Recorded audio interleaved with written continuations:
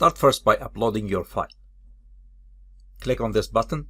You will see all the standards, all the type of files that SIwave support, especially IPC 2581 and ODB++. Go to Simulation and click Compute Resonant Modes. Give it a name, select the minimum frequency and how many frequency you want, and launch. SIwave will calculate the resonance of all the structures that you have in your PCB. Now, if you are only interested in few of them, in few structures, in few power planes, then you have to delete all the other nets. You just select them here and you say delete. You press the delete button. Let's look at the results now.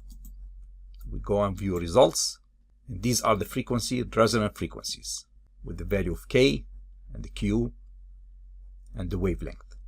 If you want to see the waves, you have to select the planes and you say compute, hide the structures if you want, or you can keep the one of the VCC and you can scroll through the different frequencies, and that's how you can tell to which power plane these resonances belong.